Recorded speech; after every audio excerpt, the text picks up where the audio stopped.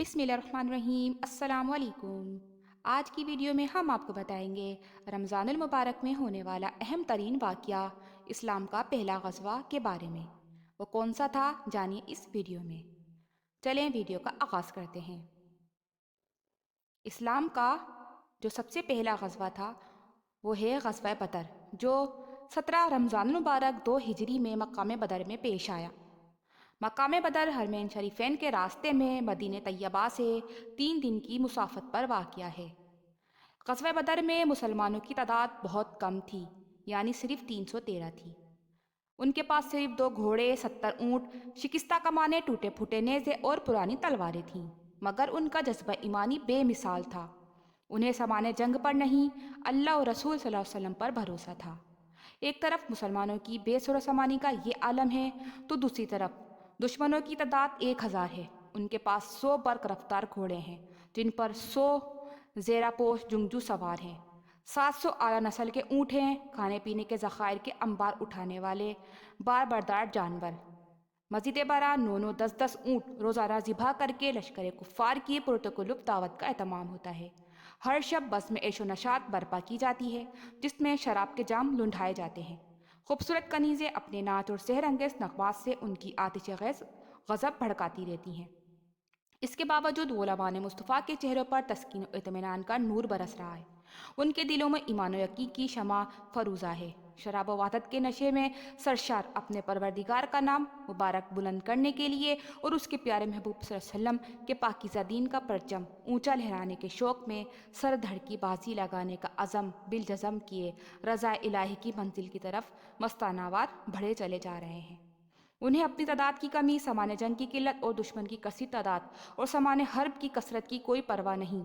باطل کے سنگین قلعوں کو پاؤں کی ٹھوکروں سے ریزہ ریزہ کر دینے کا عزم انہیں ماہی بے آب یعنی بغیر پانی کی مچھلی کی طرح تڑپا رہا ہے۔ شوق شہادت انہیں بے چین کیے دیتا ہے۔ یہ عزم محکم، یہ باطل سے ٹکرا جانے کا والہانہ شوق، خدا و مصطفیٰ صلی اللہ علیہ وسلم کا نام پاک بلند کرنے کی تڑپ، یہ بے خوفی اور بہادری انہیں کہاں سے ملی؟ یقیناً یہ اللہ اور رسول صلی اللہ علیہ وسلم کی محبت اور ان کی دعاؤں کا نتیجہ ہے، جو لبائے مصطفیٰ صلی اللہ علیہ وسلم سے نکلی۔ چنانچہ امام بہقی رحمۃ اللہ علیہ نقل کرتے ہیں کہ حضرت علی شیر خدا نے فرمایا کہ بدر کے روز ہم میں سے حضرت مقداد کے علاوہ کوئی سوار نہ تھا۔ وہ ابلق یعنی چتکبرے گھوڑے پر سوار تھے۔ اس رات سب سو رہے تھے، مگر اللہ کے محبوب ساری رات نفل پڑھتے رہے اور روتے رہے۔ اشکوں کی زبانی فتح و نصرت کے لیے جو دعائیں مانگی گئی ہوں گی، ان کی قبولیت کا کیا عالم ہوگا۔ سبحان اللہ۔ سیدنا عمر فاروق رضی اللہ تعالیٰ عنہ فرماتے ہیں کہ بدر کے روز سرکار دو عالم صلی اللہ علیہ وسلم قبلہ رو کھڑے ہو گئے اور اپنے دونوں ہاتھ بارگاہ الہی میں پھیلا دیے اور اپنے پروردگار سے فریاد شروع کر دی، یہاں تک کہ محویت یعنی استغراق کے عالم میں آپ کے مبارک کندھے سے چادر پاک زمین پر تشریف لے آئی۔ سیدنا صدیق اکبر تیزی سے آئے چادر شریف اٹھا کر سلطان بیرہبر صلی اللہ علیہ وسلم کے مبارک کندھے پر ڈال دی، پھر والہانہ انداز میں پیچھے سے سرکار مدینہ صلی اللہ علیہ وسلم کو سینے سے لگا لیا اور عرض کی کہ آقا، آپ کی اپنے رب سے یہ دعا کافی ہے، یقیناً اللہ تبارک و تعالیٰ اپنا عہد پورا فرمائے گا۔ اسی وقت سیدنا جبرائیل امین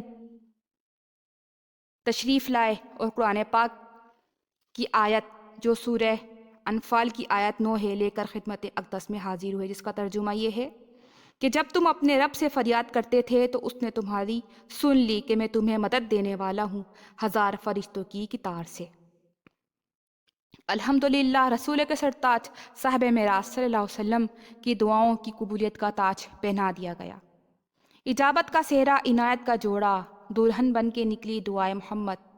اجابت نے جھک کر گلے سے لگایا بڑی ناز سے جب دعائے محمد صلی اللہ علیہ وآلہ وسلم۔ خزائن العرفان میں ہے کہ حضرت ابن عباس نے فرمایا کہ مسلمان اس روز کفار کا تعاقب یعنی پیچھا فرماتے تھے اور کافر مسلمان کے آگے آگے بھاگتا جاتا تھا۔ اچانک اوپر سے کوڑے کی آواز آتی تھی اور سوار کا یہ کلمہ سنا جاتا، اقدم ہزوم، یعنی اے ہزوم آگے بڑھ۔ ہزوم حضرت جبرائیل علیہ السلام کے گھوڑے کا نام ہے اور نظر آتا تھا کہ کافر گر کر مر گیا اور اس کی ناک تلوار سے اڑا دی گئی اور چہرہ زخمی ہو گیا۔ صحابہ کرام علیہم الرضوان کی طرف سے جب سید عالم صلی اللہ علیہ وسلم کی خدمت میں کیفیت بیان کی گئیں تو نبی پاک نے فرمایا کہ تیسرے آسمان کی مدد ہے۔ ایک بدری صحابی حضرت ابو داؤد مازینی فرماتے ہیں کہ میں غزوہ بدر میں ایک مشرک کی گردن مارنے کے در پہ ہوا. میں تلوار پہنچنے سے پہلے اس کا سر کٹ کے گر گیا تو میں نے یہ جان لیا کہ اس کو کسی اور نے قتل کیا ہے. حضرت سہل بن حنیف رضی اللہ تعالیٰ عنہ فرماتے ہیں کہ بدر کے روز ہم میں سے کوئی تلوار سے اشارہ کرتا تھا تو اس کی تلوار پہنچنے سے قبل ہی مشرک کا سر تن سے جدا ہو کر گر جاتا تھا. سبحان اللہ. معزز سامعین، اللہ تعالیٰ نے اس جنگ میں مسلمانوں کو فتح دی.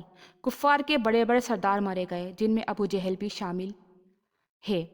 اللہ تعالیٰ نے اس کی فتح کی خبر قرآن پاک میں دی اور اس کے ساتھ مال غنیمت کی تقسیم کا طریقہ بھی بتایا. غزوہ بدر کا ذکر قرآن پاک کی سورہ انفال میں موجود ہے. معزز سامعین، اگر اس ویڈیو سے آپ کی معلومات میں اضافہ ہو تو پلیز اسے لائک اور شیئر کریں اور ہمارے چینل کو سبسکرائب بھی ضرور کریں. شکریہ.